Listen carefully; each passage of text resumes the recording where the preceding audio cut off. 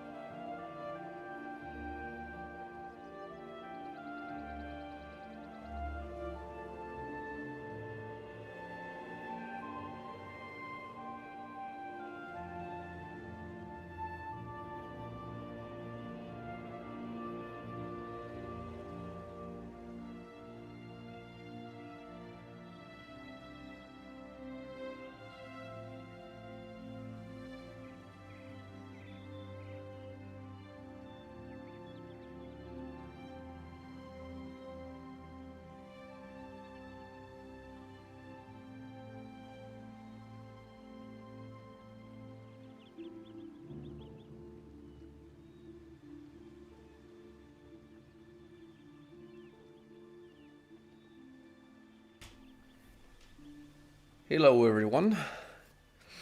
I realize this is probably not the best time to stream, since for a lot of people it's still very early in the morning. But I actually need to record sort of a guidance video, and I thought, why not combine that with streaming?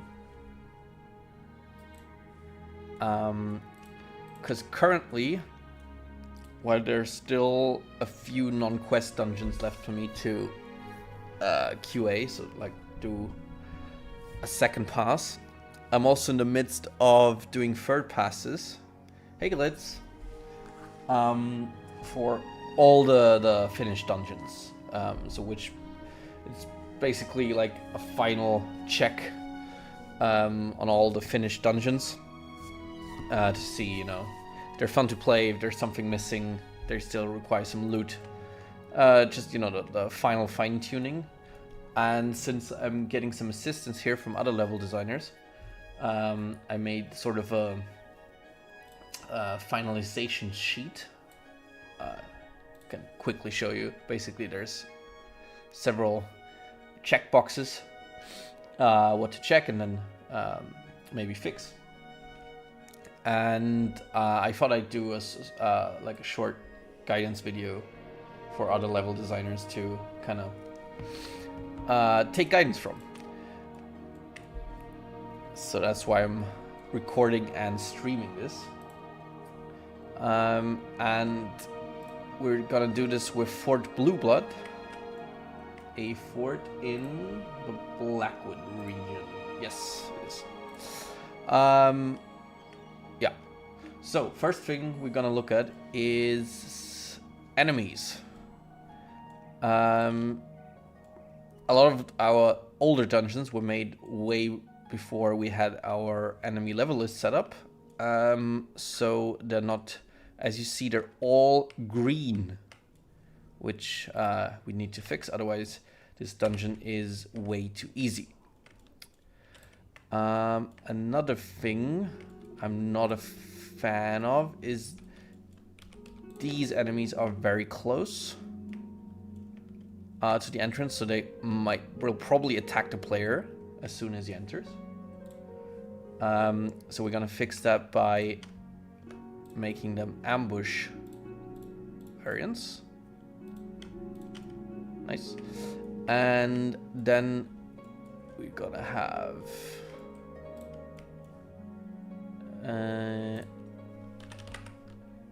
a trigger box right about here.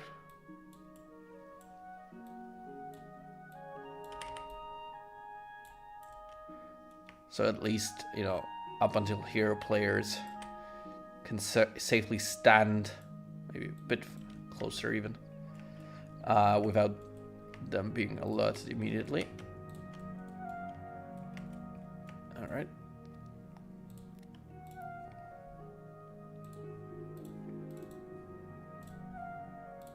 Nice. All right. Is that one set up correctly? Yeah, I think that's another thing.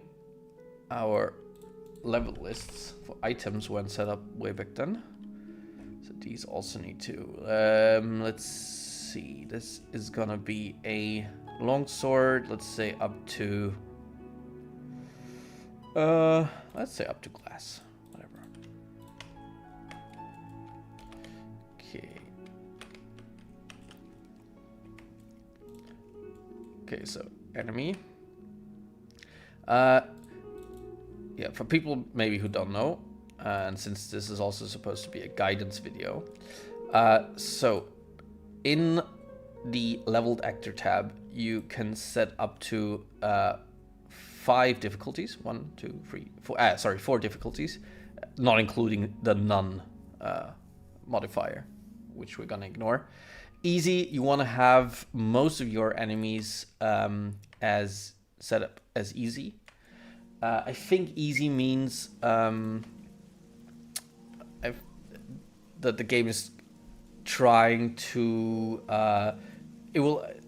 it's kind of hard to explain, but it will mostly give you the easiest enemy inside a level list, or like a third of the player's level. That's like the baseline that it tries to achieve.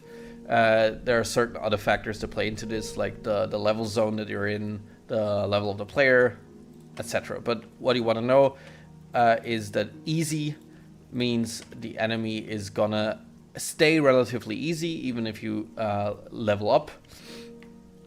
So at level 1 to 6 for the most part, these enemies are probably gonna have a similar level to the player. Afterwards, they're gonna stay in that level range, so they're gonna be easier and easier. Yeah. Inside a dungeon, like a rule of thumb is that like 50% of all enemies are easy.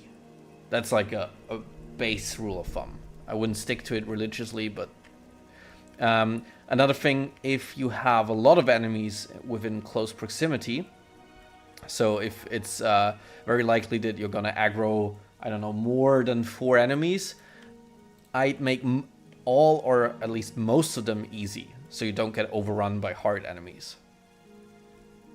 That's and another thing to keep in mind probably is you can have sort of a progression of difficulty. So at the entrance, the first enemies you encounter, I always put to easy, so you kind of get a good start into the dungeon. Obviously, the boss at the very end of the dungeon is going to be the hardest, but you know, as you progress, you can encounter more and more difficult enemies. Yeah. So these enemies I'm all gonna put as easy. And yeah, what else? So for basically for almost all of the enemy types, in this case we have a Marauder dungeon, right? So you can Skyblivion should be all under level Marauder, right? We have all these different types. So if you put a Skyblivion level Marauder, it can basically be any fighting type. This could be a melee type, this could be a missile type. I don't think... Oh, there is even magic. So these should also pull from the magic. You can actually check. Yeah, this could also be a mage. So this is random If it's gonna be a melee tank, if it's gonna be a melee two-handed, one-handed, magic, could be a boss even, or a missile. So if you don't care what kind of enemy spawns, you can always put the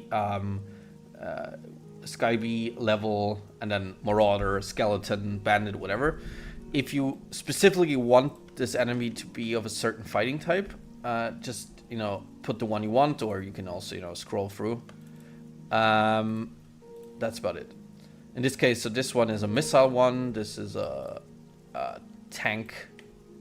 We put it to ambush so it doesn't, you know, aggro immediately. And this is a melee one-handed one. Yeah. For the most part, I don't really care what fighting type it is, so I mostly put the general ones. What I really like, if there's any sort of, like, we don't have something like this here, but if there's any sort of level difference. So, for example, I'm going to delete this, but it's just for demonstration purposes.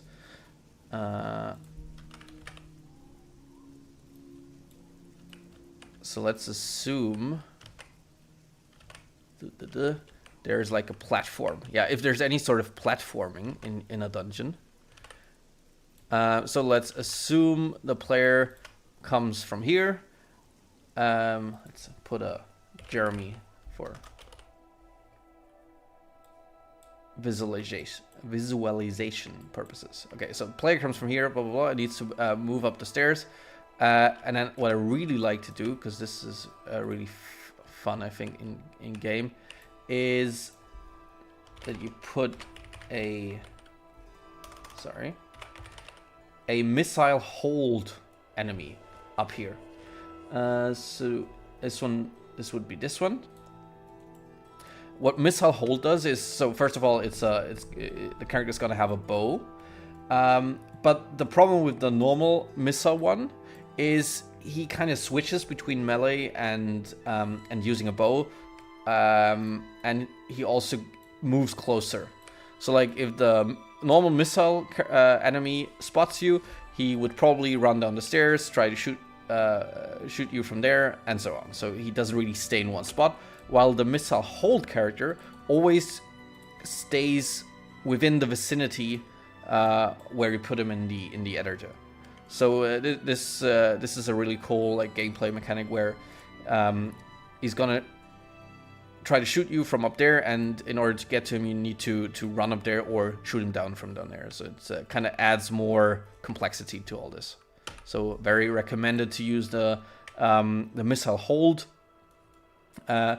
The others basically up to you how you want to, you know, distribute the fighting types. All right, enough of this tangent. I like to I know right now we're focusing on the enemy checkbox. Where's the finalization guide? So this one, but I like to combine this with also adding some fitting idle markers. I will probably make like kind of a prefab cell where you can select some of the fitting idle markers, since I know not everybody knows them by heart. I also don't know all of them, I just know some of the better ones. But with humanoid enemies, like Marauders and Bandits, I think it's very important to add a lot of fitting... is that spam? High fiber washboard, okay. Add a lot of fitting idle markers, so enemies are gonna sandbox here and use this idle markers. So this is gonna produce a more, you know, lively image. So they don't just stand around doing nothing, but they actually kind of use the environment. I think this chair isn't reusable, so we're gonna use a invisible.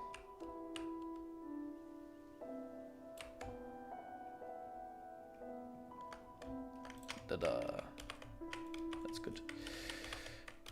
All right.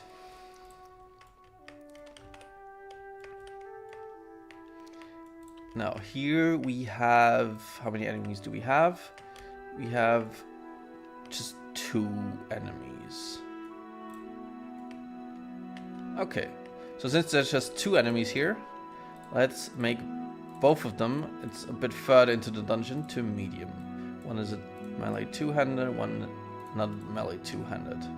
Let's maybe change this one to... yeah, we have a spam bot. How do you use the spam bot? Or you mean it is a spam bot. Okay, sorry. Let's use a magic one. Don't get those very often, so it's kind of cool. Okay. Yeah, I think there's enough idle markers. I think they're gonna warm their hands here. That's pretty cool. They can sleep. They can sit down. Yeah, there's enough for the enemies to do in here. That's good. And here they have some drunken idle markers. Melee tank. How do I make you a moderator? I'll do that next time, Glitz, and you can kill the spam bots. That's fine. So let's do one easy, one medium. I think that's fine.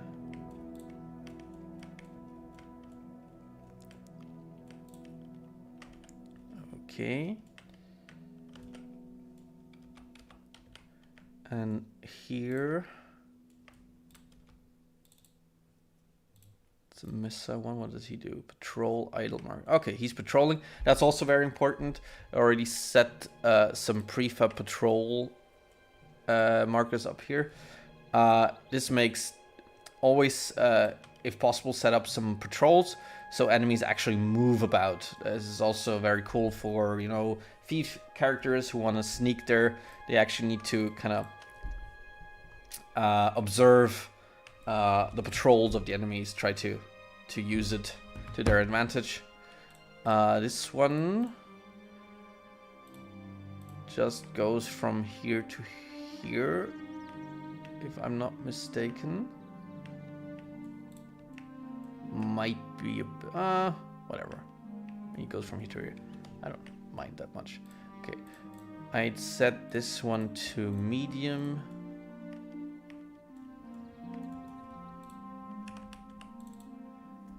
Let's do this one. Let's set one to hard. It's like kind of a mini boss. This one has a patrol as well.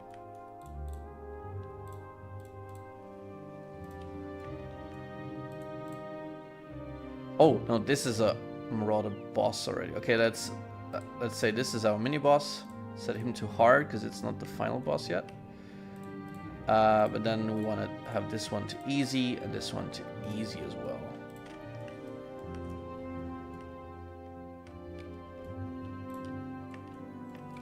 Alright, I think it has lots of dummy items. That's also very important. We're gonna come to that a bit later. We do need to fix those, unfortunately. So this is a war axe. Is that the right one? L item war axe. Let's do up to glass. Let's delete that and put it here. Okay, that's a potion.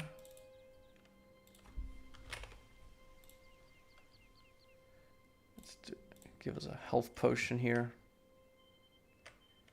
Any other dummy items? Oh, there's loads. Oh no!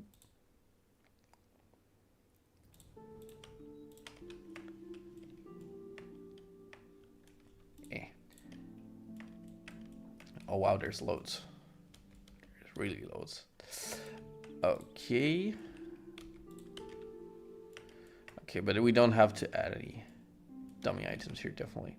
Okay, and I think there's enough idle markers probably. We can maybe, yeah, they can sit here as well. They warm their hands. Yeah, that's fine. All right, so this should be atmospheric enough. Okay, so That's it for the first cell. Let's go to the second.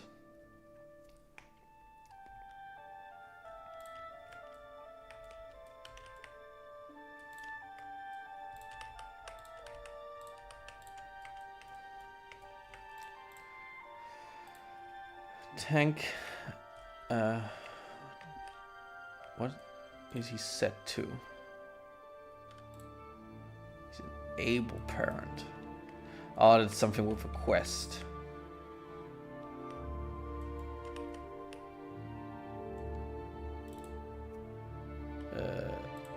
Where is that?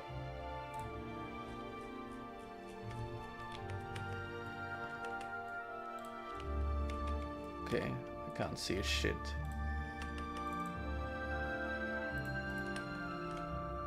I don't know what's enabling them.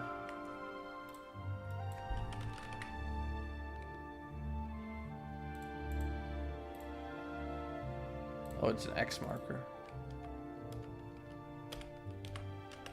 There it is. Okay. I don't know. Gonna be fine. Okay.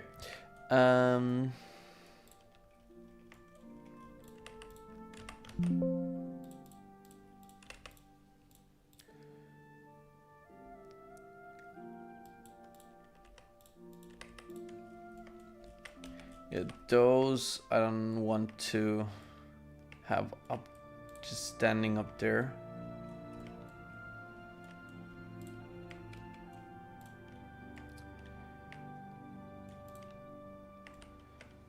And let's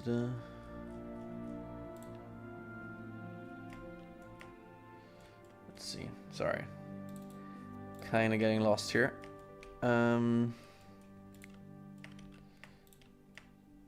Let's give them a patrol or something at least. Let's do warm hands. Stand idle marker. All right. Guess we're doing the patrols a bit as well. Sorry, I'm jumping a bit. So here we have for these patrol or any of these idle markers, go to the patrol data, check this, and then give it a time. So this is the time the character spends using that idle marker. I don't know, let's do 4 seconds. That's like a good short time. And then let's do the patrol idle marker. Patrol idle marker just means the character will go there and then play a random fitting idle animation, like, I don't know, scratching or something. So we're also gonna do 4. Alright, and then the important thing is you wanna link these. So in this case, we're gonna do a simple patrol path. It's just switching between these two. And then we want to link the actual NPC to these paths. Perfect.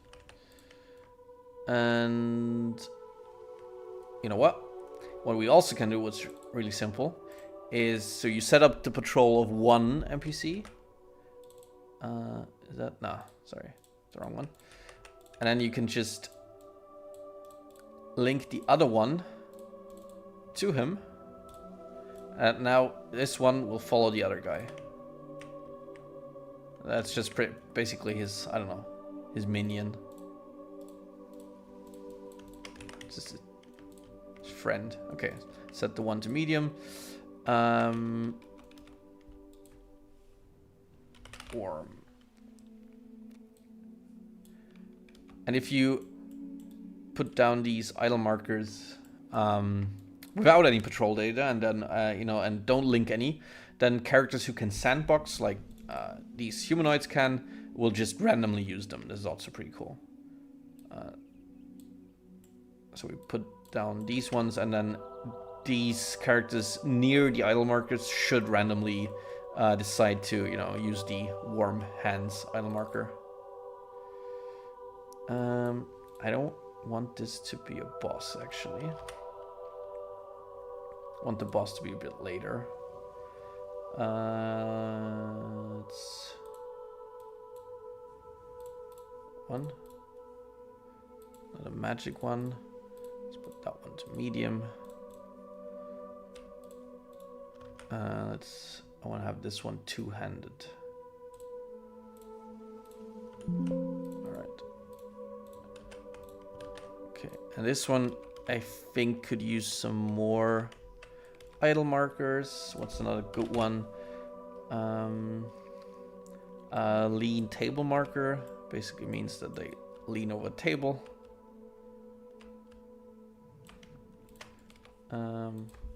Let's give them something to look at. Just put down a ledger here.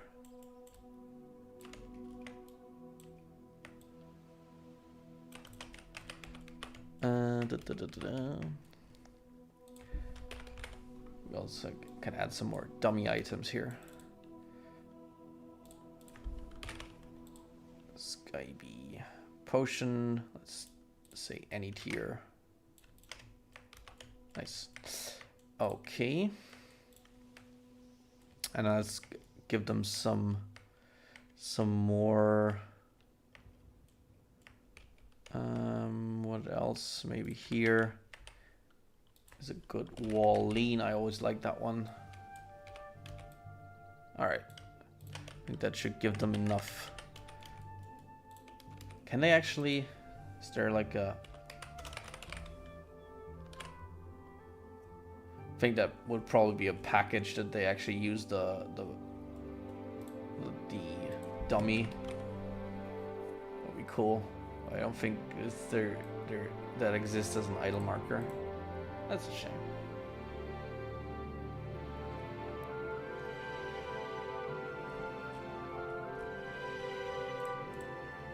No, I don't think so.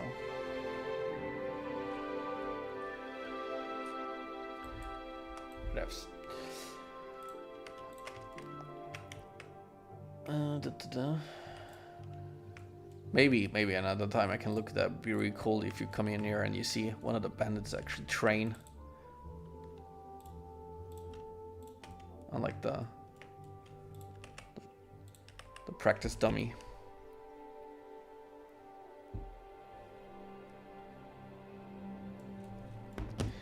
Okay. What else do we have? Let's put this one to medium again.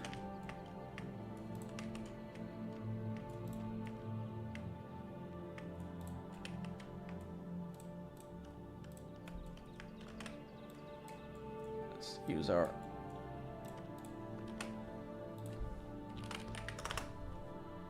trolls here.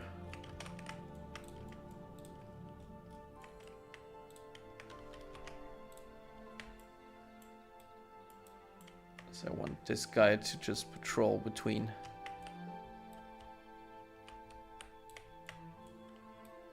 here and here, and we just link him. Perfect. Okay. Oh, you know what might actually be cooler if he actually went.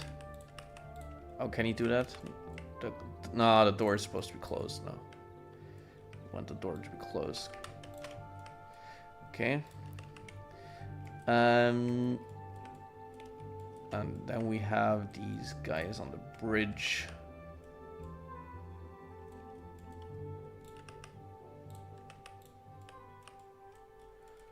Okay.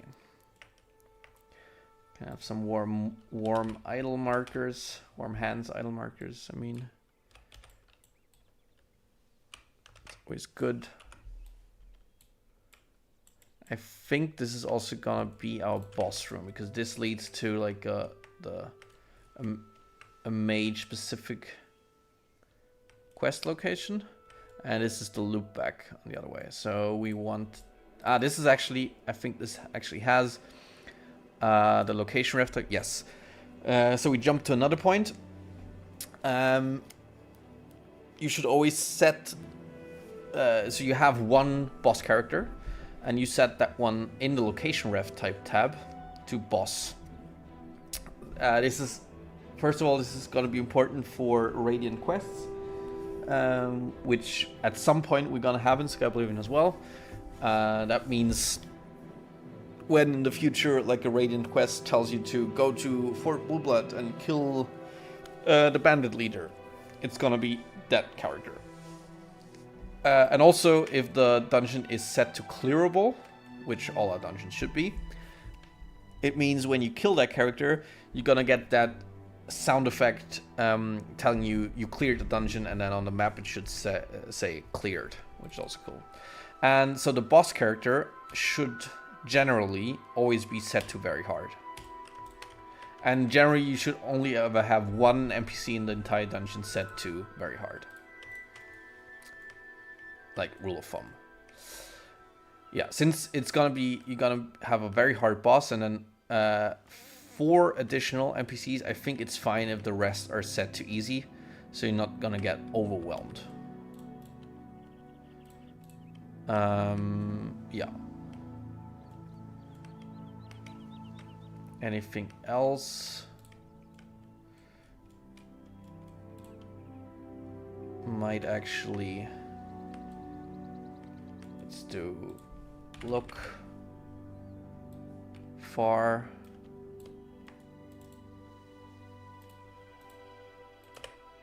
4 seconds again. Gonna have him patrol as well. Oh, let's do another look far. Whatever.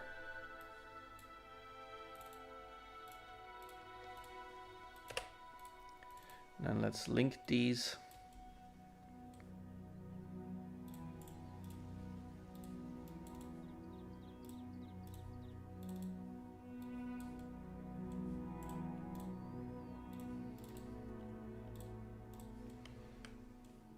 And we're gonna have the... Who cares? Let's do the tank. He's gonna do a patrol. Perfetto. Alright. Then, so this is the special area, which is only, yeah, that's, you need like a special guild from the mages, a special key, sorry, from the mages guild. And then you come down to this very cool room, and I think there's not supposed to be any enemies in here apart from the guy, him Kaltar. Okay, clone base script. Yeah, I'm not messing with the script today. Yeah, because oh, he has clones. That's cool. I have not looked into this. Is this like from Oblivion?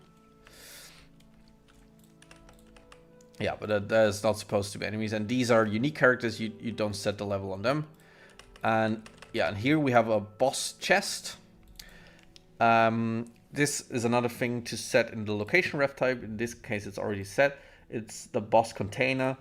Also important for further down when we have Radiant quests, which means if you get a Radiant quest that tells you to find item XY in dungeon XY, it's gonna use the boss container to store the item. Yeah, that's about it. And with that, I think we have successfully done the enemy section. So now we can check this one. Another thing was traps. So I always want to check if a dungeon has enough traps.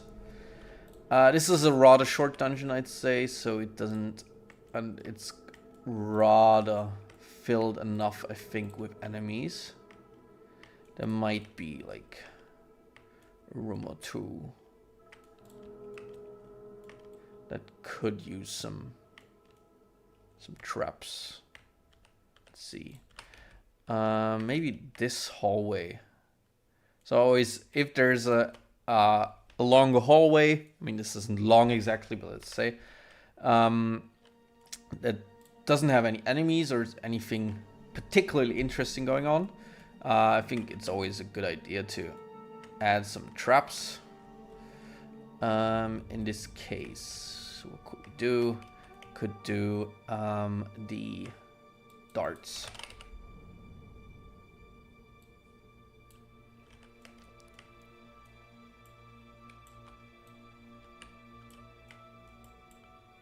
So, again, for the traps, I'm probably gonna do some sort of prefab cell, so it's easier to just copy and paste. In this case, we're gonna set it up manually.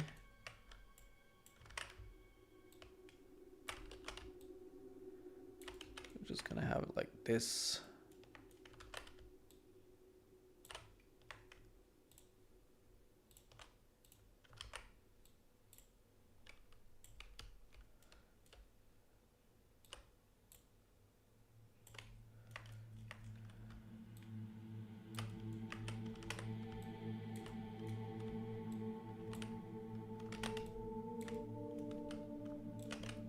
Okay.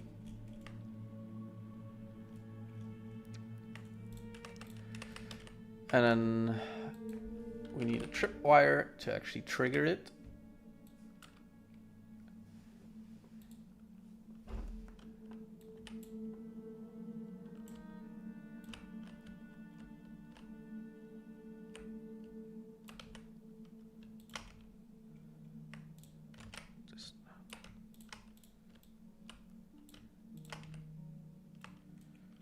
Okay, and let's select the darts again.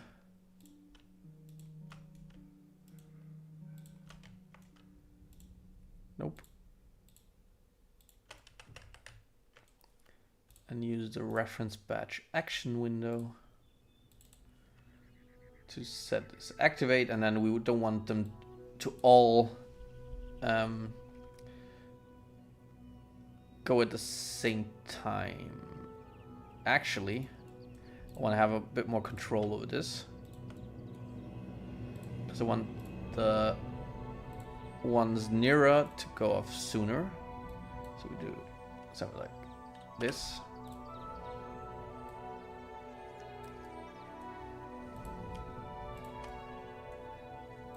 So this is also very, if you have several things that are going to get activated by the same trigger, and you don't want it to happen at the very same time, you can always go here in the reference batch action window, set activate ref, and then there's a min delay and max delay, and then the creation kit is going to choose a random value between those values.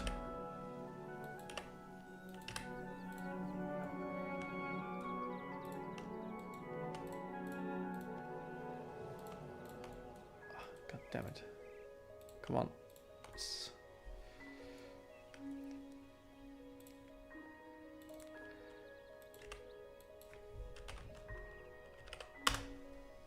Good. All right. Yeah, we don't need another trap here. I think that's fine.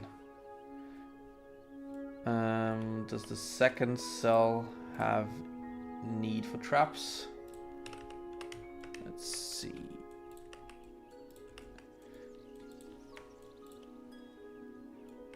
I think since we have patrol here as well, not really needed.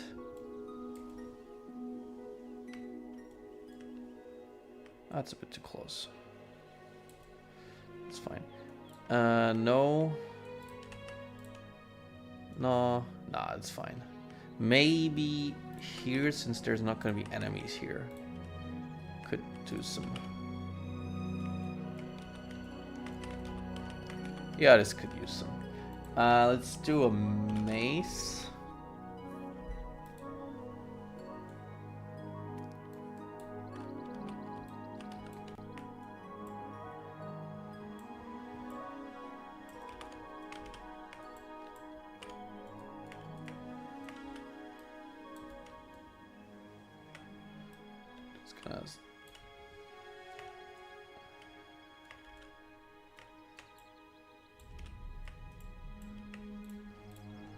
Alright, let's do 2 of these.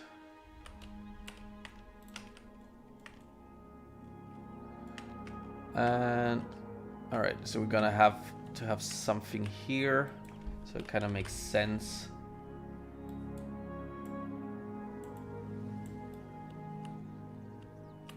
Let's put a beam here.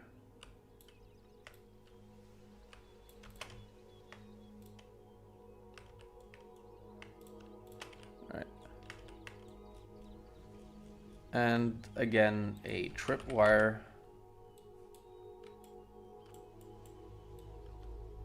Not too close.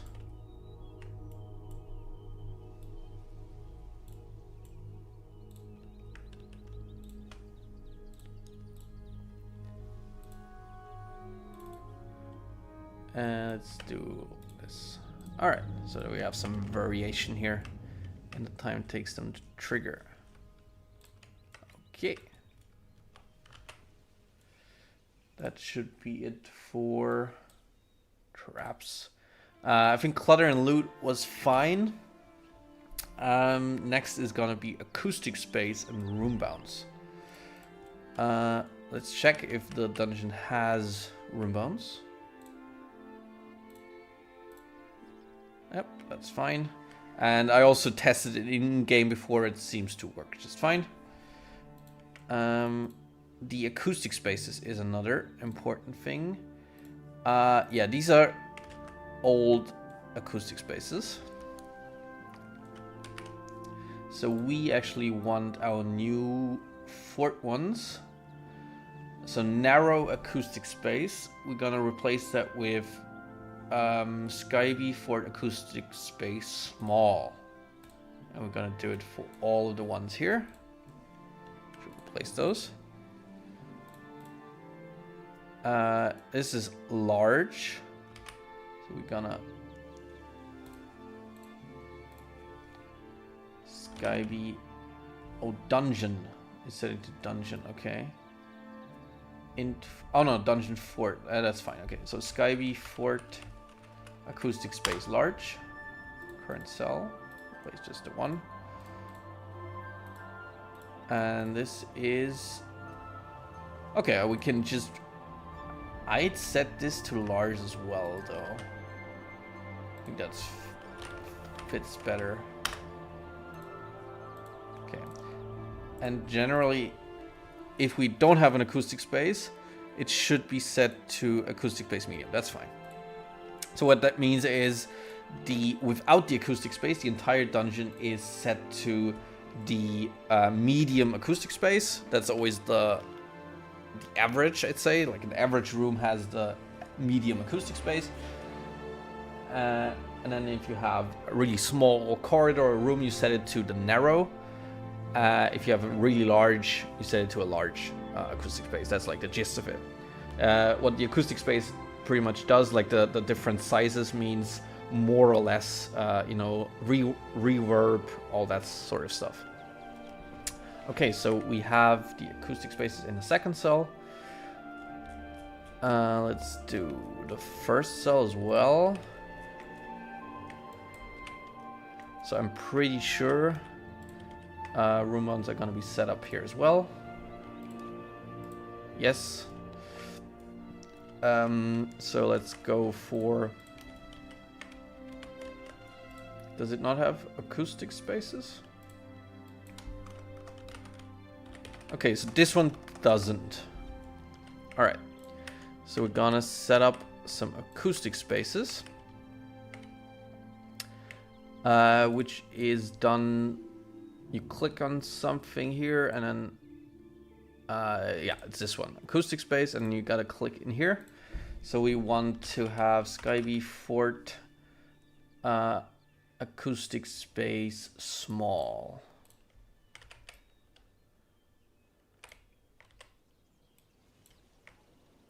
Okay, I think small is fitting for everything up until here.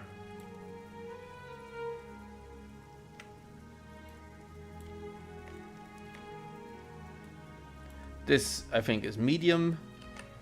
This can be small again.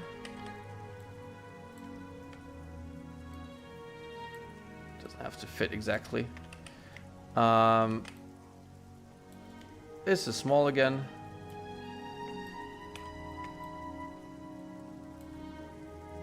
And this is gonna be medium. And then let's do small here again. Ta-da! And we're gonna check off acoustic space and room bounce. That's good.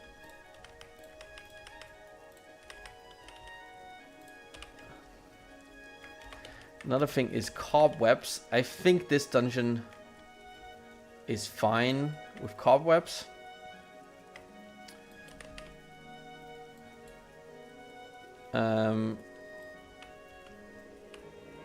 Cobwebs are pretty much self-explanatory. Adds a lot of, you know, that abandoned factor to any dungeon. Most versatile one I think is the cobweb corner 01. You can always cram that into corners. And, you know, really resize them so they don't stick out.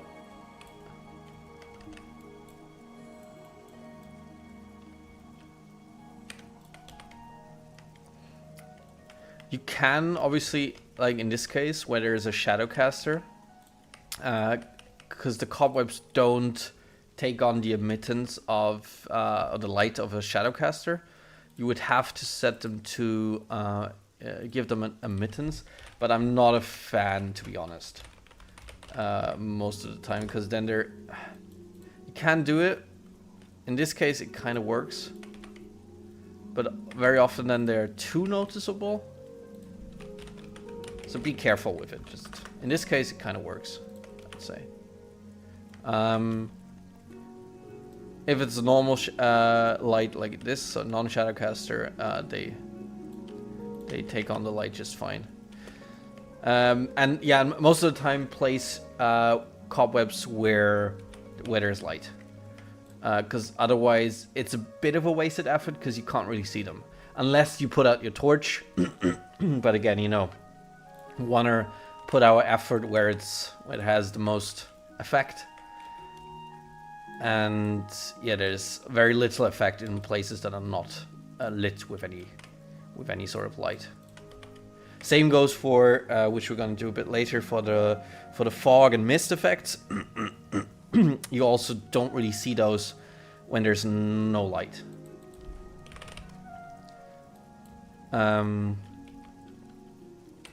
So here, I always set the mist effects to the surrounding light. So in this case, it's Skyblivion candle orange. You can choose how strong you want to have the mist. So the strongest one, Mist Low 01, is pretty much always, in my opinion, too strong unless there's a really eerie vibe somewhere. I most of the time go for Low 01 half vis, or even half vis adjust. That's pretty much the faintest form of the mist. I think in this case, I even take this one. Oh yeah, sure. You can go for orange, or I often do it for whatever the emittance set. Like for candles, okay, this one is set to candle orange, but I also take candle yellows very often.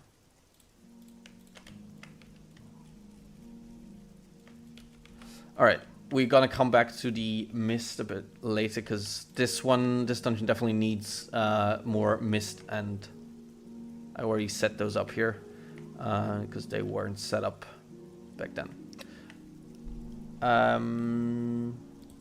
I lost the plot. Oh yeah, cobwebs. I think this is fine for cobwebs.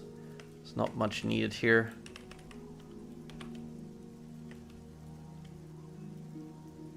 Another useful cobweb is the dangle ones. These are kind of animated. There's two variations, like this smaller triangle one, and then there's a bigger one as well, this one. these kind of dangle from the ceiling also add a very nice touch. Yeah. Oh, since there's a door here, I think that one's not needed. Okay, but you get the gist. It could definitely add some more cobwebs here. In this case, since it's kind of a guidance video, I'm not gonna bother too much. But yeah, it adds a nice little touch.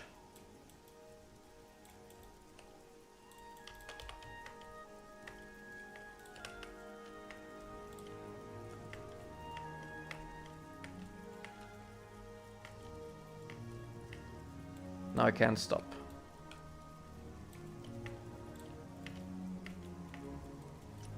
You don't just need to use, obviously, the corner one. Just, I think, the most versatile, easiest to use. Ugh.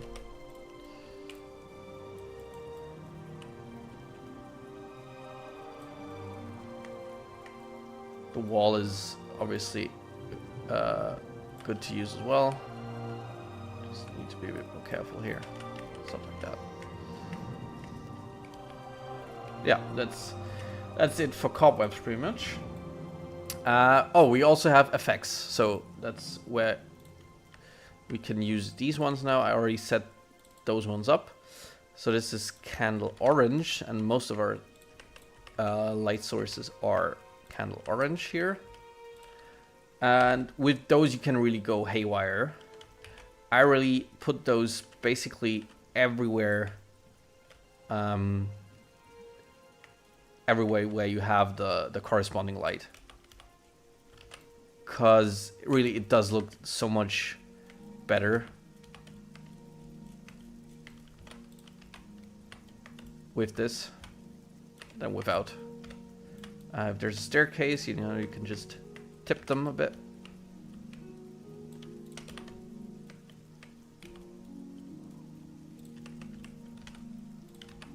And another thing, yeah, unfortunately you can't be lazy here, and you know, since you'd think, okay, there's one giant, it's just orange light everywhere, why don't we just take one and just, you know, do a giant one? First of all, it doesn't really look very good, and another thing is, just as every other asset, these things are bound to the light limit. So if they're hit by more than, let's say, 4 or 5 lights, they're gonna start to flicker, especially if you put out a torch as well. So don't make those things too large, make them small. They can overlap a bit. It's no biggie. But as you can see, for every light in here, I really put down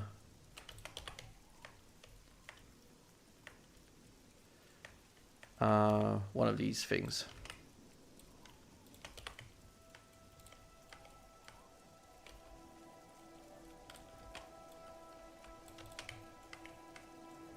I'm also not a big fan because there are these ones, the large ones, long. I'm not a fan because we use a lot of lights and they get hit by the light limit way too soon. Have some variation here. We can have some thicker fog, maybe.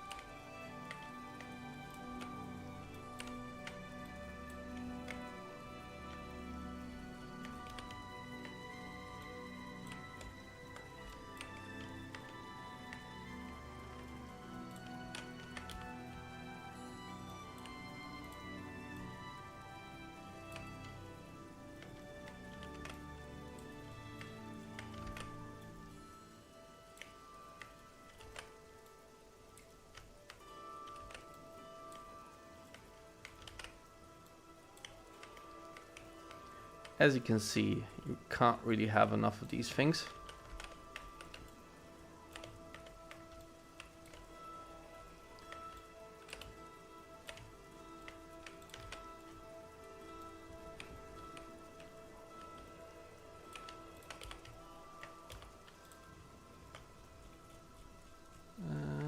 Yeah, that's fine.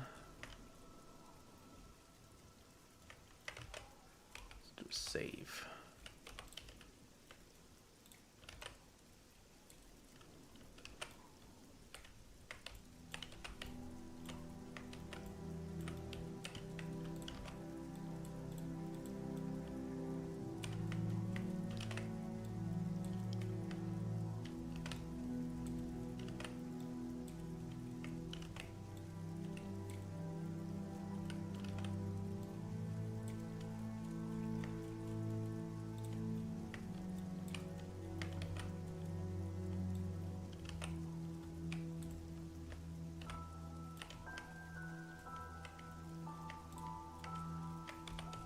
And then at the exit,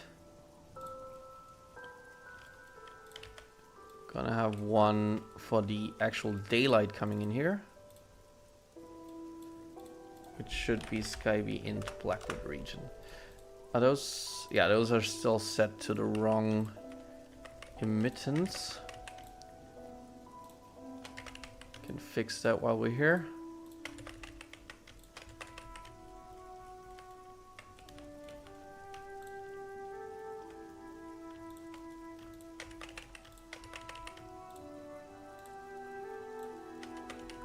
Hello, Flood.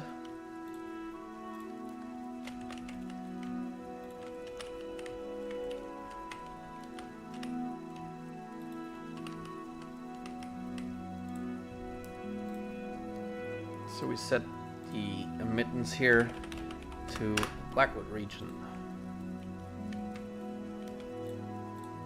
And this is already set. Could maybe make the fog a bit thicker here. Good. Nice. Okay.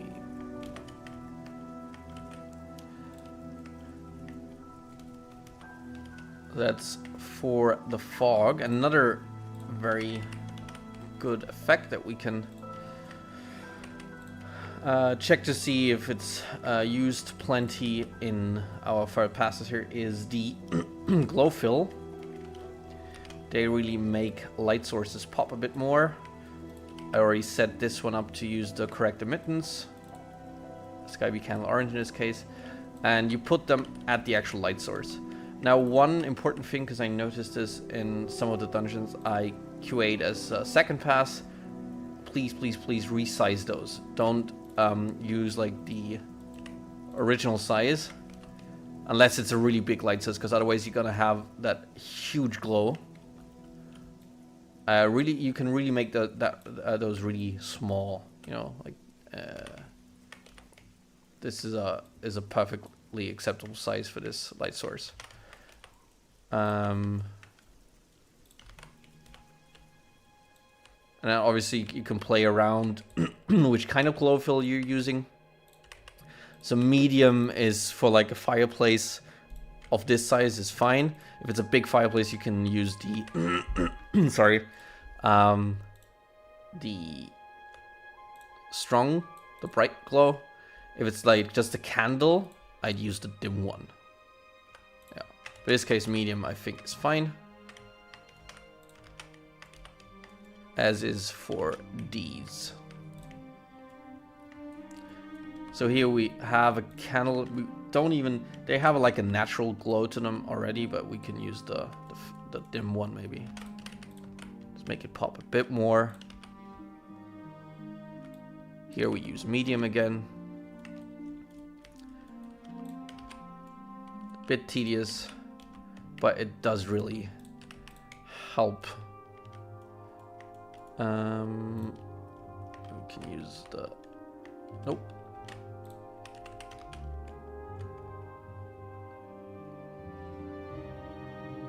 Dim ones here.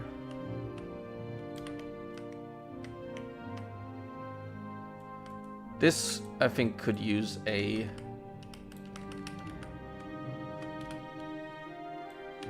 So this one you can definitely make a bit larger. And also, I think this could use a bright one. Is that bright? Yes.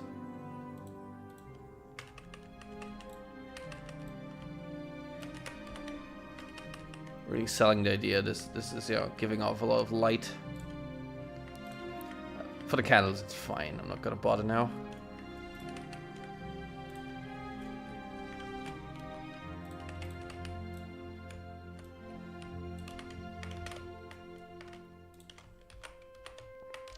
Hey, go to up. Yeah, just so you know, because for people who've joined late, this is a bit of a different stream.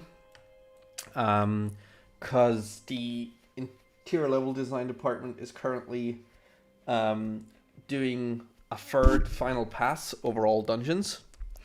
There's still some requiring a second pass from me, but other than that, almost all dungeons, you know, have received a second pass, meaning they're nav mesh, they're playable, everything, and like design wise they're complete. But in this third pass we're gonna go over all the dungeons and check, you know, if they still need some more fine-tuning, if their enemies need rebalancing, loot, and all that stuff. And I thought I'd throw together like a video for the level design department to show them what this third pass should, you know, look like. And so I'm combining recording this video with streaming it. So maybe other people find it interesting as well. I don't know. Okay. Doesn't happen often that you have to QA dungeons that have been finished already but changed again.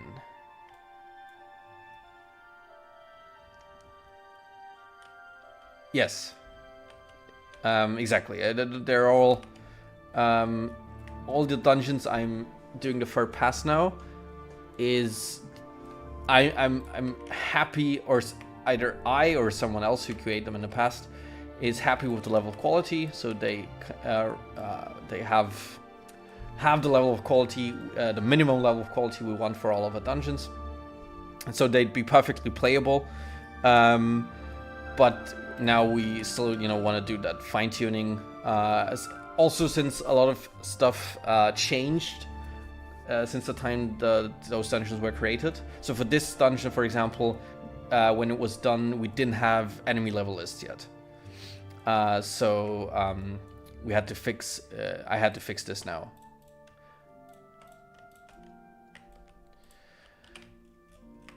In these larger rooms, I also like to include... this is too narrow, actually, maybe? Let's see. I would like to add smoke to the ceiling. It doesn't always look right. Let's see. Maybe this.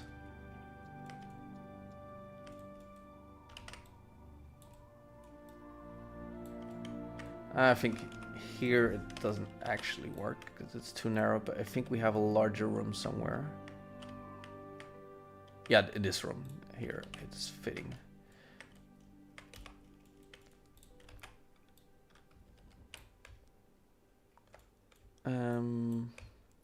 Let's use this one. That's good.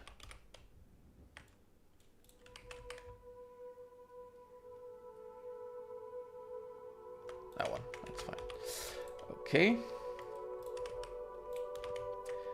Think we have all the Glowfills as well.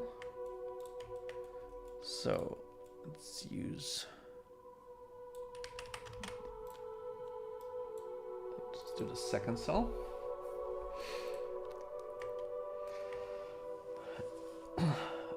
You're a 3D artist. I'm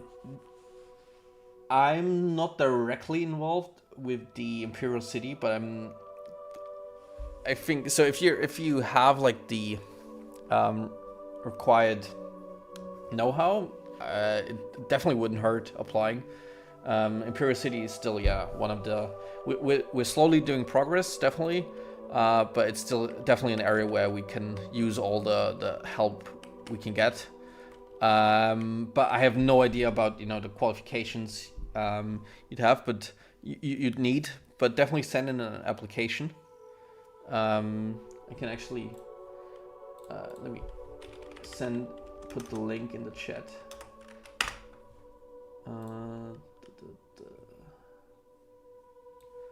So you go to volunteer, and then this should be the volunteer form. Let me put that in the chat. Can't do that from here.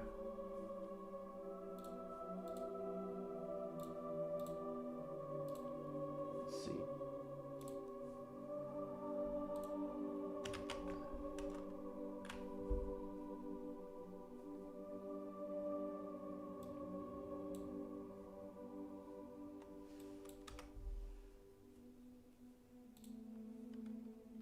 Or maybe, okay, I'm having trouble here.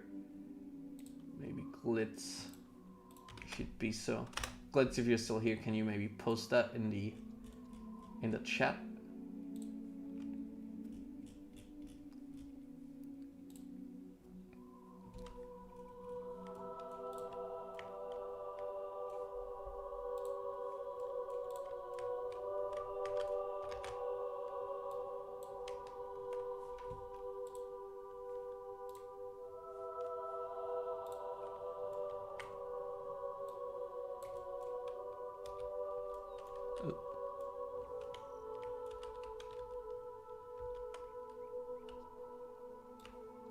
Alright, what do we want? More fog. Wait, is that turned around? No, that's right.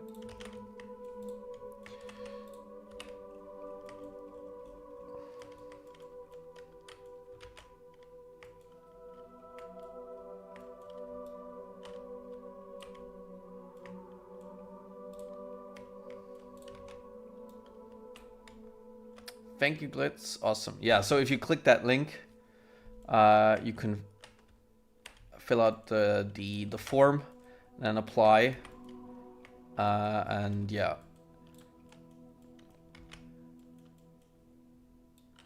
I can definitely also, because sometimes since there's just so much to do, it can happen that, you know, applications kind of it takes a while for them to get a response, but I can definitely prioritize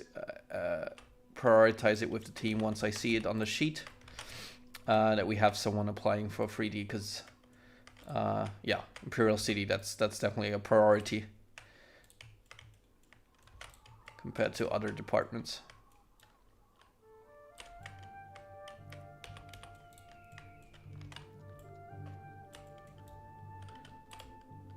But yeah, we're chugging along. And stuff like this, doing these fur passes, feels so cool. Because for the longest time, you know, when we make the dungeons and when I do the second pass and QA them, they're not nav meshed yet, and a lot of the quests weren't implemented.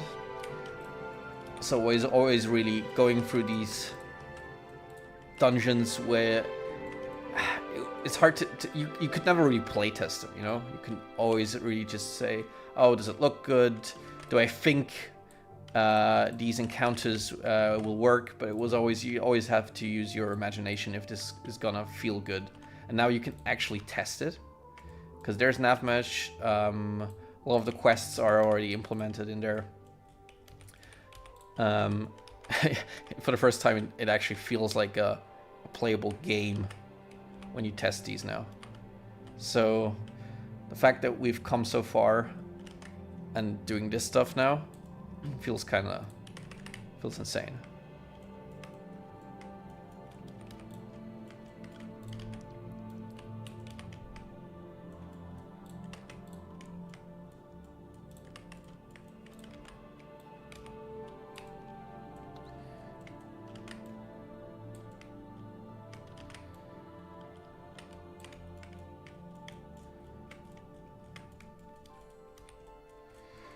Here we have a blue light, so let's. I think it's the yes.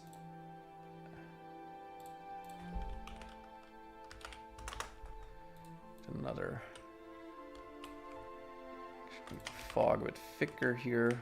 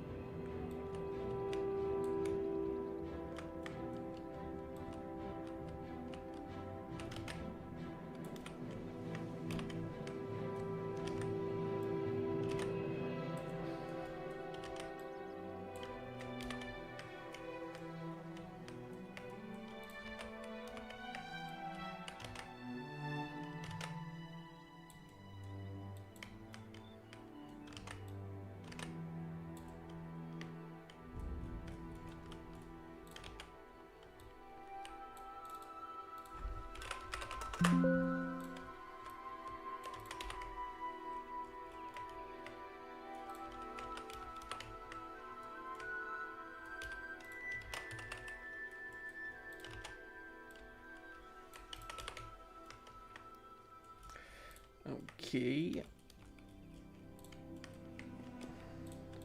Another one here.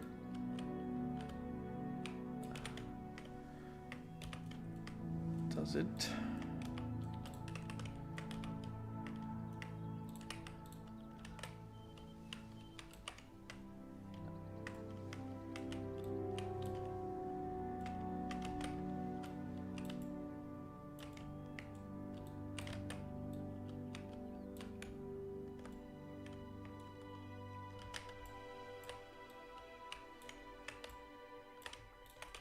Okay, that's it for the mist.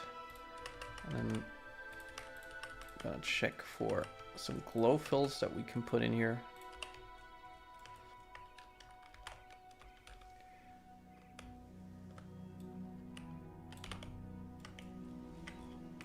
Candles don't necessarily need them.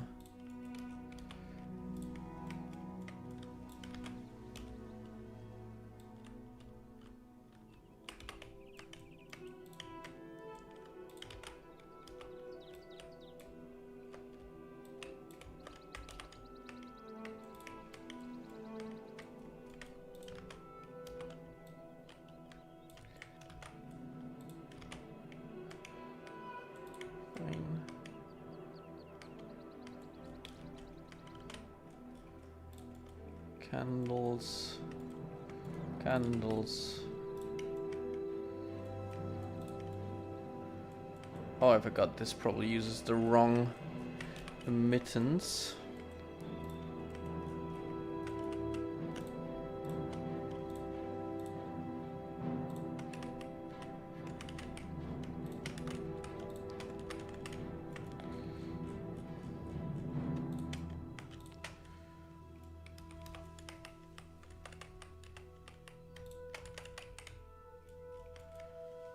That's all of the light. Got one waterfall. Anything else out there? Nope.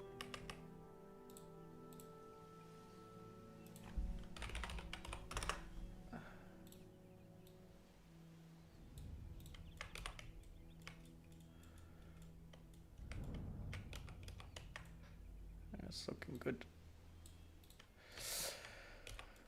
Only thing I worry about in here, let's see if the level designer checked. That should be fine in game, I think. Because this is red, but you're not gonna be up here with a torch. So for the most part, this should work. Here, I'm not so sure. Generally, you want to avoid this having a red light, because this means it could flicker. But let's not worry about that now. Yeah, I need more of these. Where was I? We're in the waterfall room, right? It's this one.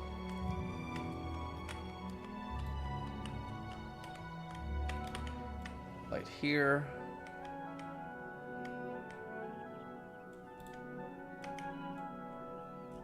Those are just candles, that's fine. Sorry about the drunken scrolling. Alright, we need... This is blue light.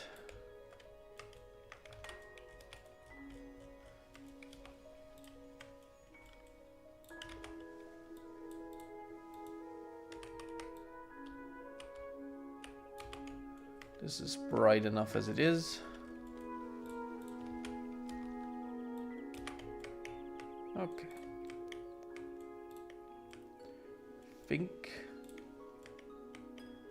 that about does it. We could add some smoke here.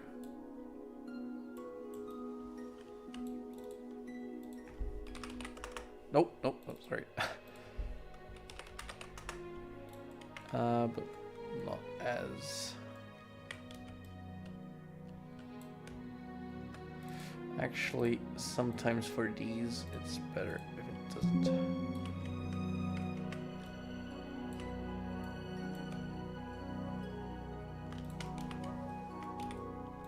That's fine. Okay. I think that does it for FX and Cobwebs. One more thing before we check it off is very important, the camera effects. So for the camera effects, you press an asset anywhere in the render window, and you go to the little T, the trigger, type in camera, and ta-da, you have a... That's the right one. You have this trigger box.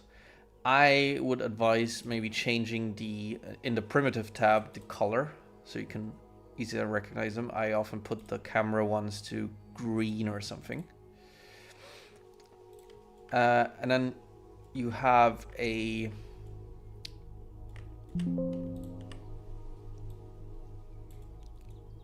trigger box that results in, once the player enters this trigger box, a certain camera effect will play. That's basically a visual effect that the game puts in front of the player's camera.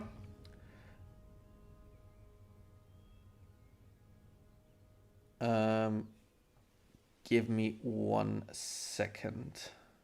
I'll be right back.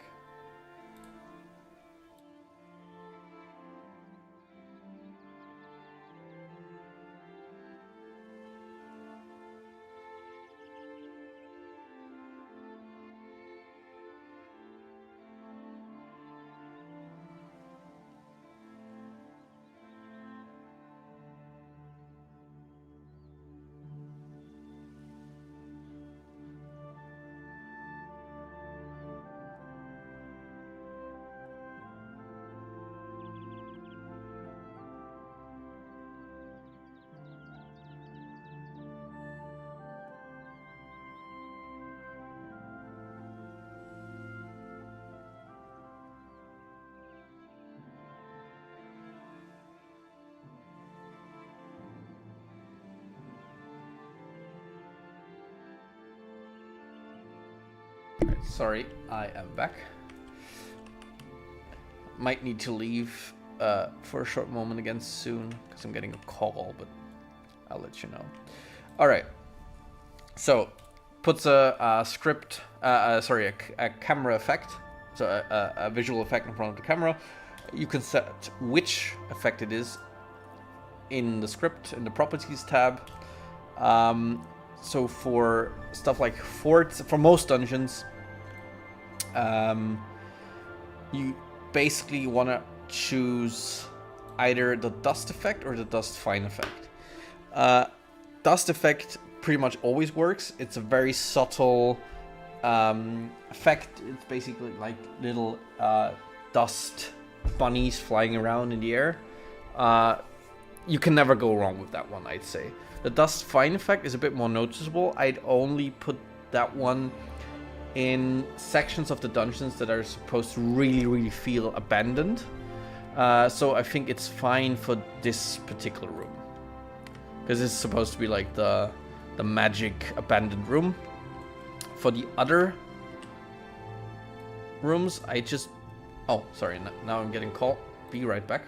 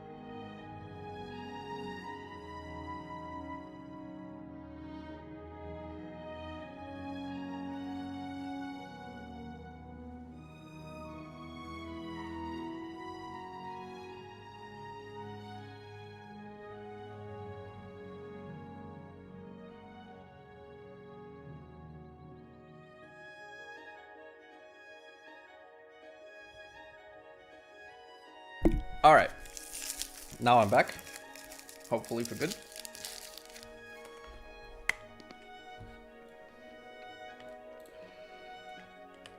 So for the rest of the dungeon, I'd say it's fine if we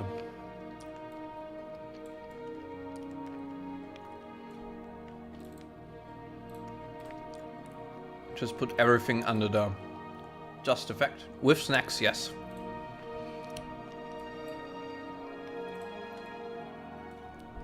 Unfortunately, the microphone's way too good, so now you can hear me munch on food.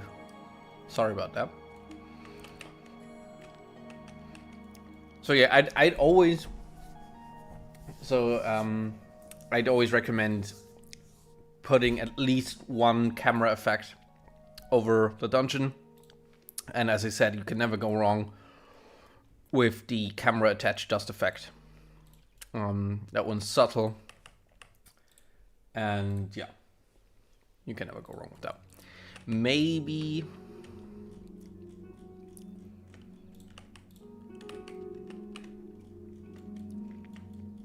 here in this small section, like over the bridge, sorry, we could actually do It's more like for presentation purposes, I guess. By the way, you can put several camera effect triggers. You can have them overlap or several in one spot. I never do more than 2 really, so I'm not sure if it would have a negative effect if you'd have more, but you don't really need that. Okay, so in this area, let's say it's dripping a bit from above. Let's change the color again so we can differentiate it from other trigger boxes. And we want to have the cave, the drip effect there. The drip effect. And if you do this drip effect, you want to have a loop sound as well.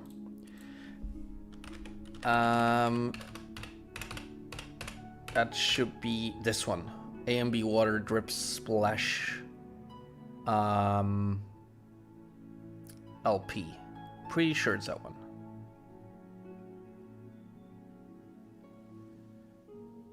Drip splash LP. Let's check actually. I always tend to, I think Helgen has this effect as well. Let's see. No, that's the dust effect.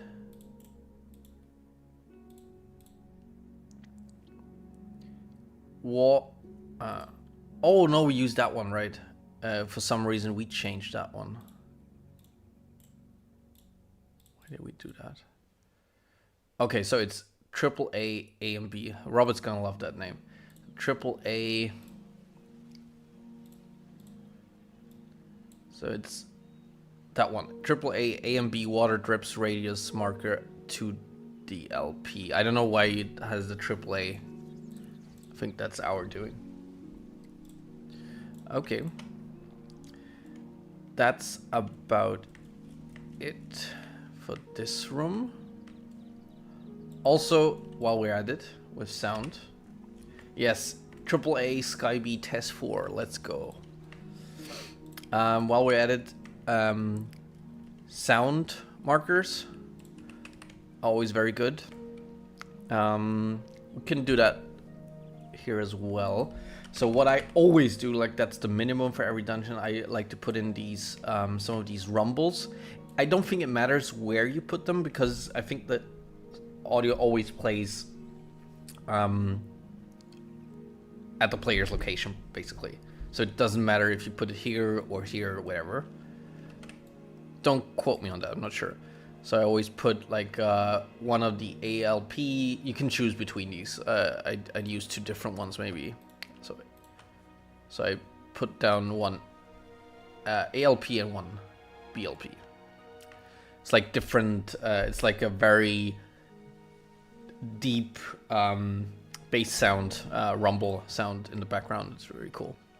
And then for stuff like here where you have an opening, it's always good to have, first of all, some, let's see, what is this sound? Okay, that's a waterfall sound, that's good. But we also want maybe a wind sound. So dungeon cave wind radius, it's like wind playing. And then I'd like some outside noise. I think I made one for Blackwood, which is pretty cool. Let's see, Blackwood. Is that the one? So that uses Blackwood ambient. Let's see. Let me just turn up the music for a second so we can hear it. Yeah, that's pretty cool. It's like you can hear like swamp frogs and whatever. So put down the Blackwood ambient up here. I think it's pretty loud, so that should give you that sound of frogs and birds chirping up there. Always pretty cool. Yeah, I think another thing, if you have the time, that's like really going the extra way, but since we're doing 5 passes and you have time, I'm a pretty cool fella. Well, thank you. You are too. what is this? Bone marker. Is the dust drop.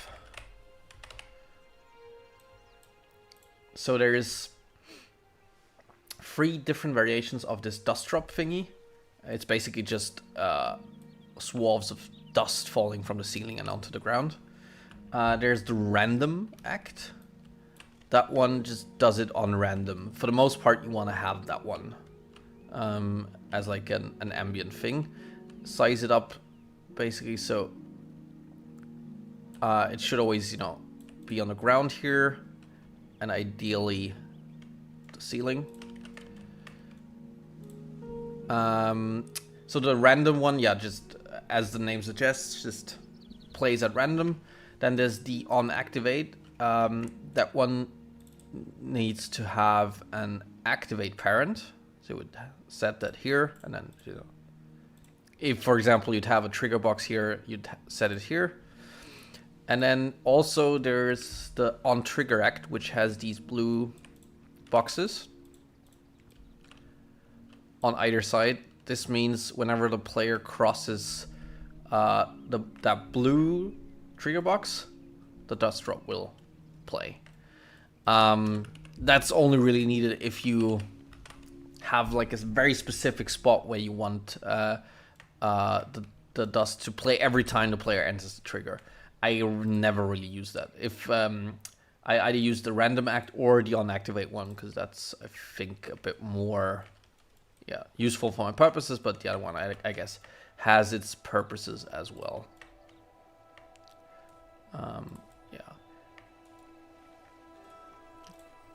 Dust drop is definitely, especially like in smaller corridors, it can be nice. Something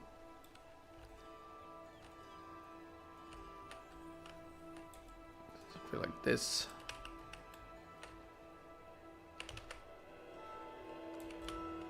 So definitely use that one as well.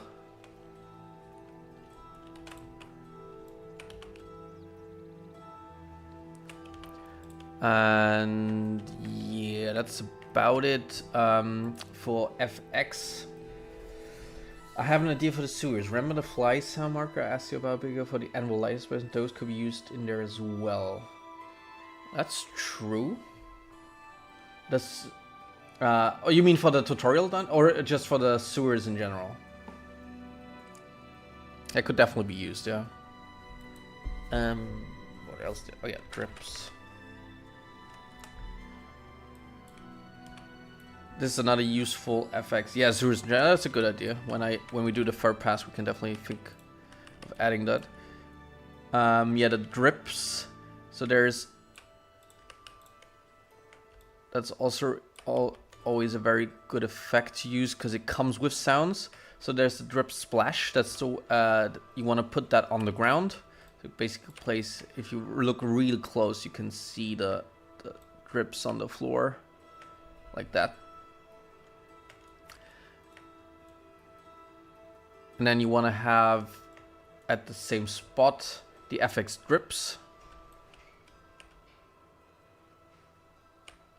And that just plays the... It's hard to see here, but it should play like drips coming down. That's also really cool thing to add.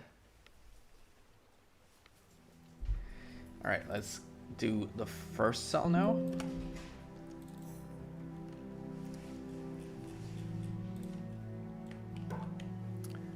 Okay, so at the exit we want the Blackwood ambient sound again.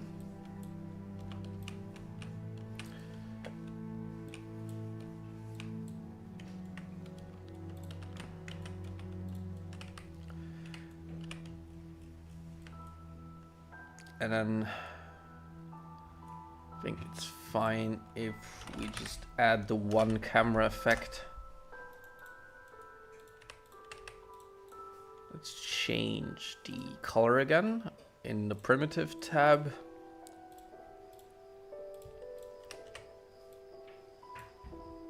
Sorry.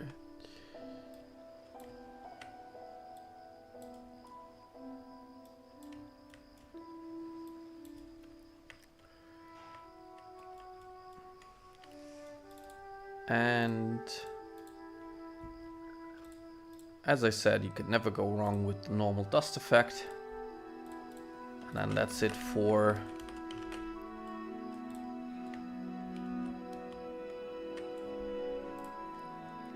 I think with this we can tick off FX and Cobwebs.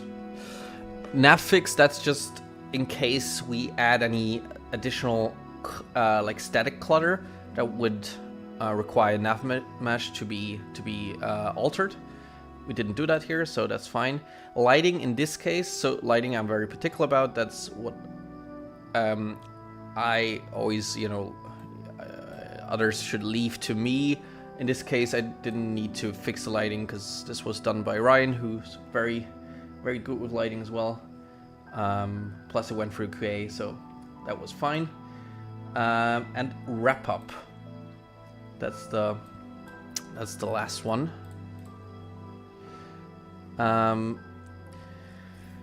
Wrap up. I try to prepare the dungeon for Radiant quests, which we're gonna have eventually, if maybe not a release, but later. So you can see here the location reference types. It's always important to have the boss at least set and the boss container. Those are set. We could have a captive marker as well. It would actually be a cool idea. But yeah, that's something for later. Since our raiding quests aren't set up, ignore that for now. Same goes for, I think later on we're gonna have to set the location center marker as well.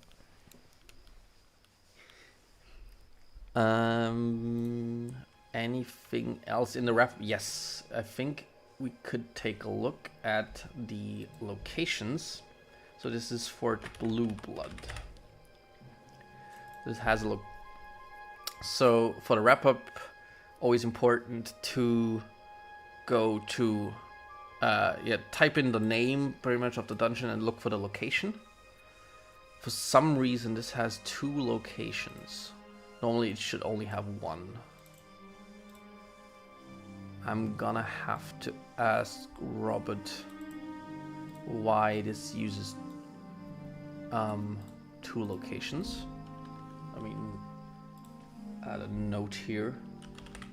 Not sure if this is correct.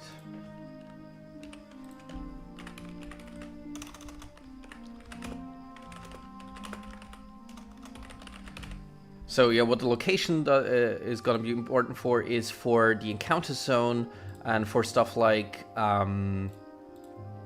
if a dungeon is marked as cleared once you kill the boss, stuff like that. And also a location has keywords. So location type dungeon, that's always correct for a dungeon. It is a fort, so it has a location type fort. Location size small, I guess it is a small dungeon. I'm not sure if that's necessarily needed, but whatever. Location enemy undead. I'm gonna leave it for now because of the magic room. Otherwise, I'm not sure if this is correct because it doesn't really have undead, but let's leave it for now. What's always important to add is the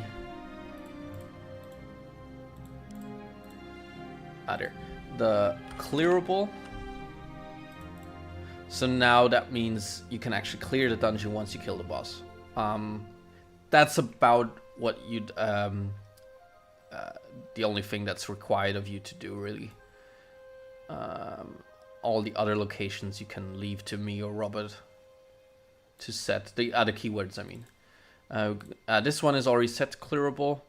Yeah, I'm gonna leave this for now. I'm not sure if the second location is needed. This is gonna be the zone that leave to Robert or Nighthawk or somebody else as well. Eventually, these are gonna require a min and max level. But yeah, leave that to others. That's about it with the wrap up. Anything else we missed? So we have our location ref types. We have our keywords. Encounter zones we're gonna leave for now. Hooking it up. And I think music and audio space should be good to go.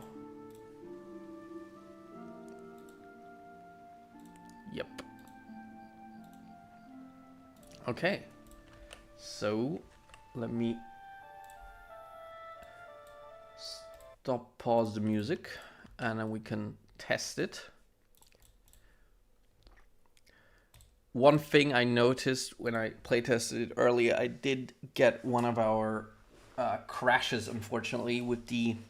So we have some crashes currently when certain combat taunts are said by enemies. I think we're still figuring that out. So I might kill enemies that attack me with console commands, just so you know why I'm doing that. Because I think the crash happens when you bash them and they say the or whatever line. And then the game tends to crash sometimes, so I want to avoid that. Oh, put it in wrong. Skyblivion Fort Blue. Oh, Bluebot 01. Oh, that's it. Alright. Let's see if what we did actually translates well. Oh, of course. Of course. Always tick your mod before you want to playtest it. We didn't have the game enabled.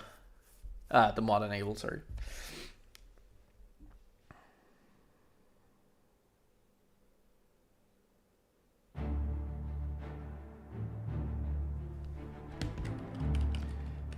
Will the game have an FOV slider? I always set mine to 120. Wow, that's a lot. Good question. Let me actually bring that up with, because we gotta have a manual, our own custom installer and probably our own custom launcher. I'm pretty sure we gotta have some settings in there. And I think it'd be very cool if we had some an FOV slider. So you wouldn't have to type it in the... Because I do too when I play, I always set it to 100. So I'm pretty sure, I can't guarantee it, but I'm pretty sure we're gonna have that.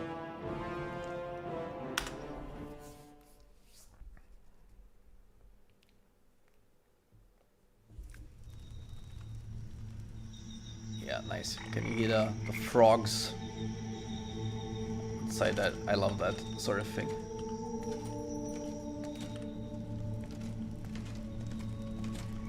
Okay, yeah, now these enemies are not gonna aggro immediately. Much to see, much to learn. I just don't like that they're not doing anything. Not doing any sort of sandboxing. Let me just check. Are they actually... Yeah, those are sandboxing.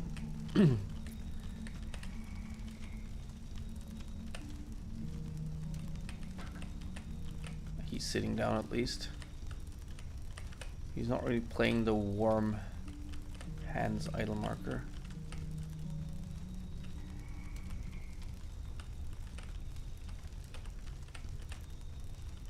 Ignore the bread. Whatever. Alright. Yeah, but they do turn hostile once you get here. That's good. So as I said, I'm gonna kill them with console commands because I don't want them to crash the game now.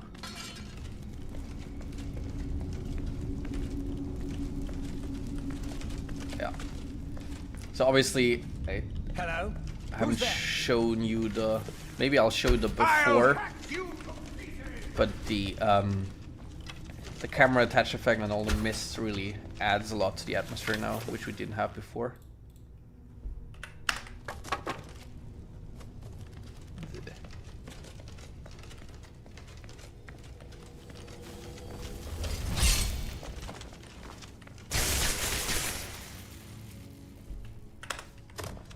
Jump on my sword while...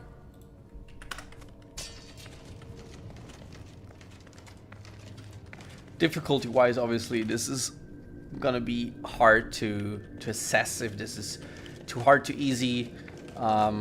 Just from experience from Skyrim, since our level lists are gonna be set up exactly as Skyrim, basically.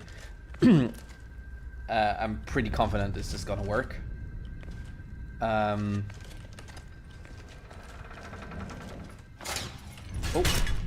that's cool. That worked.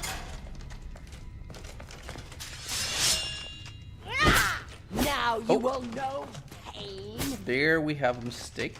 That's good. Is this... Yeah, this is a room bound issue, actually. So there is a wall here, but because of optimization, the room bound cuts this wall off. So we're gonna have to fix that.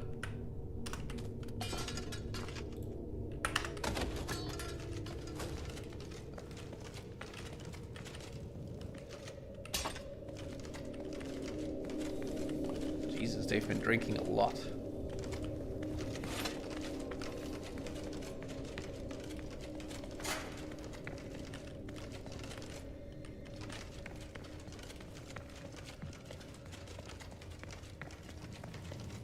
Are you looking forward to any other complete overhaul projects?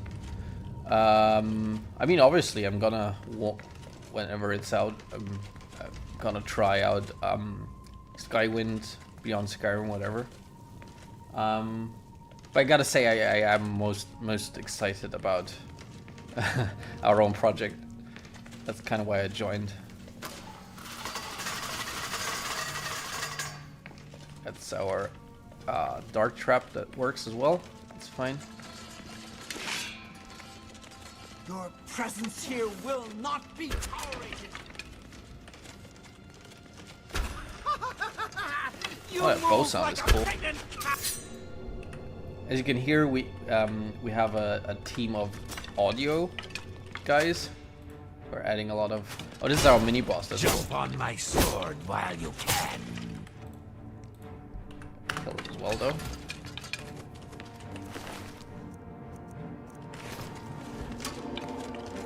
Oh, what's the matter? Is the baby gonna cry? Yes, I'm gonna cry. Yeah, this is gonna be one of the more challenging rooms. That's pretty cool as well. We've got an archer up there.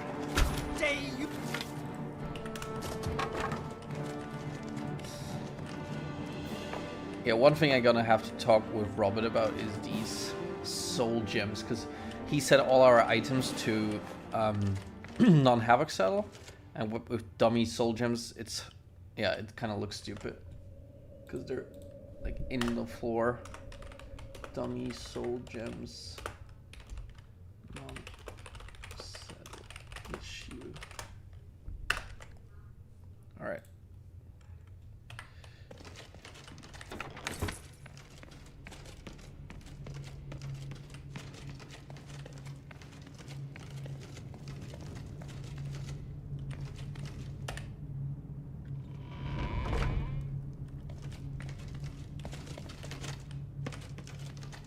What's that?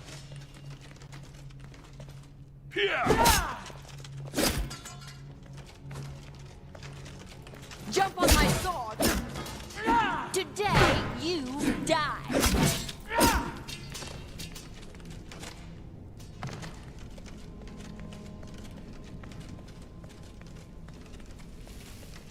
Yeah, this is, now we saw one of those dust drop effects. That's always cool. So yeah, be sure to add those as well. I'm probably, after the stream, I'm gonna go ahead and add some more of those, because yeah, they do really add a lot of atmosphere. Always looks like the... Oh! Oh yeah, we made a mistake here. I think because the guy patrols here and I added a... no, I didn't add that one. There is a trap here. I guess the guy activated the trigger. Are you gonna be one of the people working on DLC when the mod releases? Or are you gonna have a break from modding? I definitely wanna work on DLCs as well. So eventually I do, because beginning of next year, I'm gonna have like this massive, yeah, what's it called? I'm gonna have a bar exam, to become a lawyer. So yeah, that's definitely gonna be like 3 or 4 months where I shouldn't touch the PC, or shouldn't touch the creation kit. So breaky for me.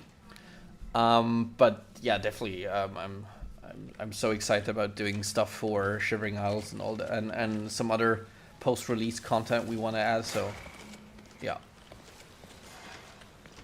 Okay, yeah, so I need to remove the patrol here. Should write that down. Second cell. Yeah, sure enough, it's gonna be sick. Yeah, you can hear the frogs again, it's pretty cool.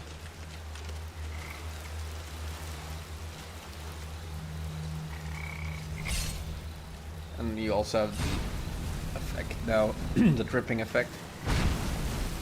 Okay, so this is our boss, I think.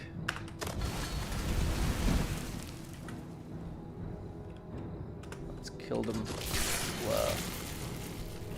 Where?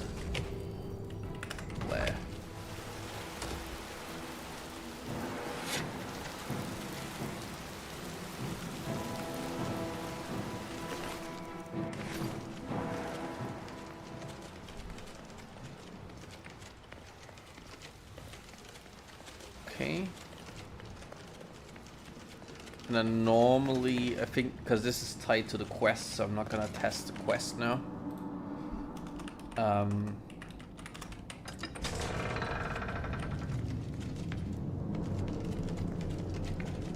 So let's see if this... Yeah. Shouldn't have... he would. But since I think... Which one is he? Is it the Warlord? Yeah, it should be the Warlord. So he's level 11. Let's see if he does get better armor.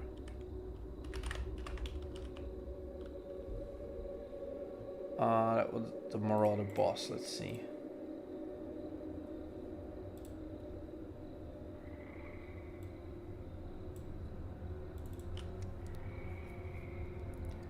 So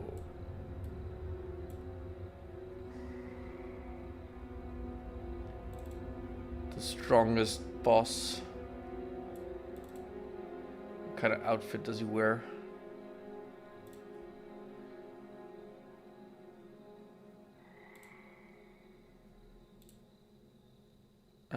Oh, inventory, sorry.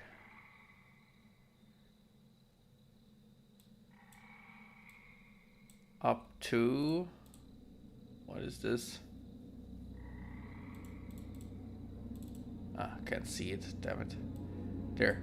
Up to Orcish, yeah. So, I'm not sure why, what level this one is, but like the strongest Marauder bosses should wear armor up to Orcish. So they'll definitely...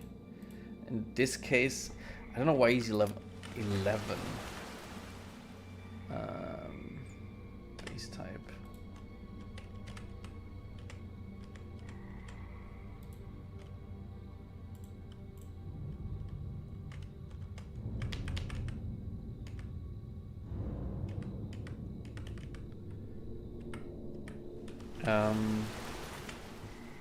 Let's see. Because there is no level 11. I'm not sure about that, but probably he's one of those level. And then what armor do those wear? Up to... Oh, you should wear armor up to Orc as well. It might be just because our level lists are still kinda... No, though, the boss should be a high level, but I think just our item level lists aren't completely set up yet. So, but it should be basically like Skyrim. So he's definitely gonna... At a low level, he probably would wear steel or something, and then at higher levels, you know, it goes up to Dwarven, Orcish, something like that. So no worries about that.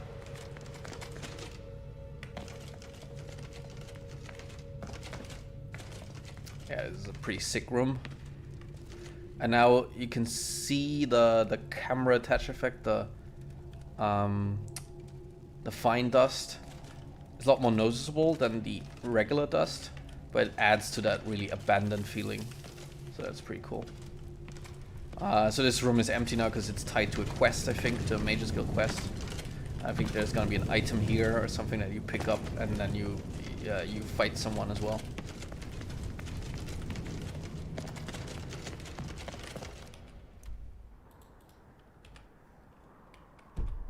Yeah. Actually go up there.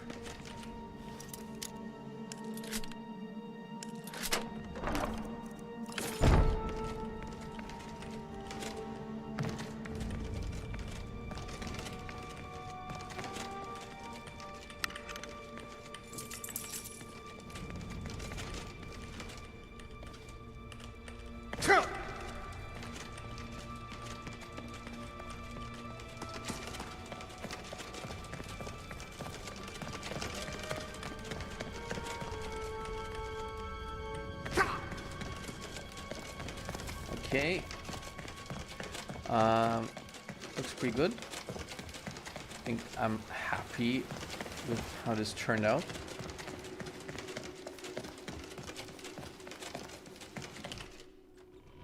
This is our... Oh! Now apart from fixing the 1 or 2 mistakes that I noticed, there's another thing that's very important. So let's fix the 2 mistakes first. So that was the I think that wall over there.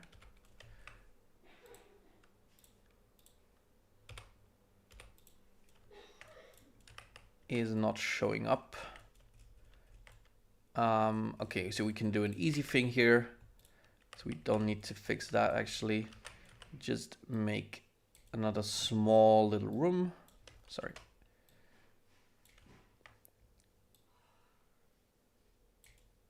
Which we then...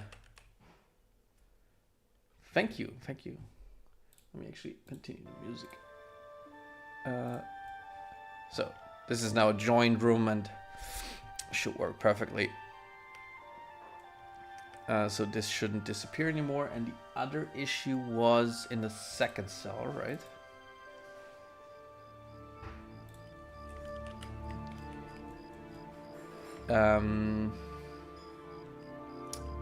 Was this patrol here? We removed the portals. Yeah, that guy is always gonna be killed. So we removed the patrol from here. Where is the tripwire actually? Oh, there. Okay, so he's gonna stand here and maybe move a bit closer to here. Okay, that should fix that issue. And now one more issue, because the quest department have notified me. So we have a lot of these, as Skyrim did, loopbacks. But the issue is now when you have a quest, and the quest marker tells you to, you know, go to a place in the second cell, like in this case. It doesn't know that the player is supposed to go this way. And it might actually choose the loopback door to highlight, you know, with the quest marker. But obviously as a player you cannot get there from the start. So then as a player you're confused because the quest marker tells you to go here, but you can't go there. So what you actually do is use a min use door, sorry. Do we actually have a version of that? I don't think we do, because I'm probably gonna have to make one. Let's see. Yeah, so let's create a duplicate, min use, minimal use. I think that's all you need. To open automatic door, that's about it. We make a new form, and then yeah, this is now a min use door, and now the quest shouldn't point to that door, hopefully. Surely modern hardware doesn't require rooms to be broken up like that for optimization anymore. It does actually. So obviously it's not as needed as it was with back when Skyrim released. And especially not like your regular Skyrim dungeon on a modern hardware would probably not require almost any room bounds. But first of all, we do use a lot more assets. So if, for example, you were to stand in that corner and then look in that direction and you wouldn't have any room bounds, your system would definitely suffer. So even I have a really beastie system, even on my system, I have a 5080, frames would definitely drop. Not below 60, but there would definitely be a performance drop. And also, you know, just because it's not exactly required doesn't really mean, you know, you shouldn't do it. Because that's what led to game companies giving us 200 gigabyte games. All right, let me remove that. Oh, no, don't wish to continue. Sorry. Move that, and let's make a prefab cell. I think I have one. I will probably rename that one.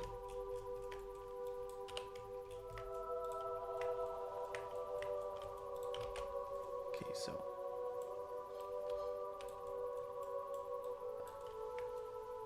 perfect. We can reuse this.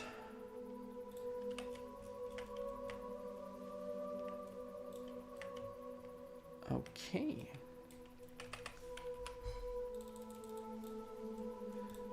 And that's about it for our third pass of Fort Blueblood. As I said, this was a bit of a different stream with a lot of explaining because I want to use this internally as well for the level design department to do third passes. But I hope for all non-level designers this was interesting as well. And with that, I think I'm gonna call it quits for today. Yeah, hopefully be back very soon with another QA stream. I also still have a very epic alien ruin that I wanna finish soon, which is called Miranda. Is that the one? So no promises, but maybe we'll continue work on that next time. This is that one. Very large indeed. It's about, I don't know, 80% finished, and hopefully we can continue work on that one soon. And yeah, I'll see you all next time as well, and have a good Sunday all. Bye bye.